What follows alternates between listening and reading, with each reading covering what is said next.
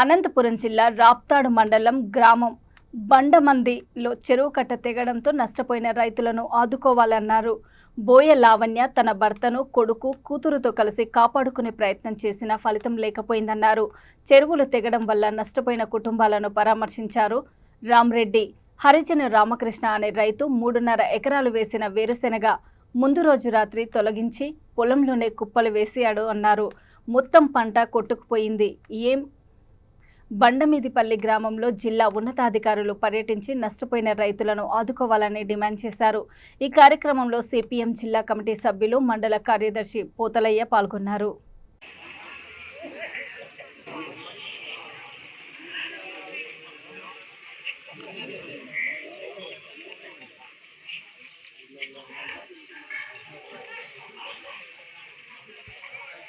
గ్రామంలో ఉండేటువంటి చెరువు తెగిపోయింది.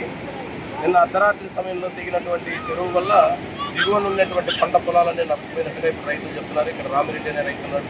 ఆయనకు సంబంధించిన 3 ఎకరాలు ఇక్కడ ఉండే చీనీ తోట, కింద ఉండేటువంటి మడి సుమారు 2 ఎకరాలు ఆయనది, కింద మొత్తం మడి కలిపిస్తే 70 ఎకరాల పైన ఉందని చెప్పేసి గ్రామస్తులు చెప్తున్నారు. దీంతో పాటుగా ఇక్కడ జీవాలు మేపుకుంటున్నటువంటి గొర్రెల మేకల పెంపకందారులు కూడా నష్టపోయినారు. ఇప్పుడు ఆ ఊరి దగ్గర చూసాం, అక్కడ సుమారుగా 80 గొర్రెలు చనిపోయి అక్కడే గుడి ముందర పెట్టుకున్నారు.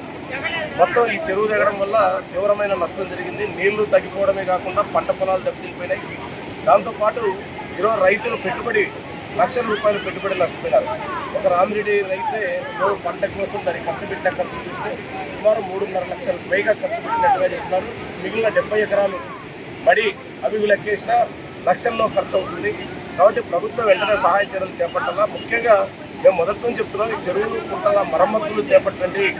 మనకు అకాలంలోనో అప్పుడో ఒకసారి సంవత్సరంలో 10 సంవత్సరాలకు 2-3 సార్లు అయినా ఇట్లాంటి చెరువులు నిండే అవకాశం వస్తుంది. అప్పుడైనా నీటి నిల్వ పెట్టుకోవడానికి మరమ్మతులు చేపట్టండి అని చెప్పేసి పదే చెప్తున్నాం. ఈ ప్రభుత్వాలు ఏవి చెరువుల మరమ్మతుకు అవసరమైన చర్యలు తీసుకోకపోవడంతో చెరువులు నాశనకంగా ఉన్నాయి. ఎక్కడ కట్లు పడితే అక్కడ తెగిపోతున్నాయి. కొద్దిపాటి వర్షాలకే చెరువులు తెగే పరిస్థితి వచ్చింది.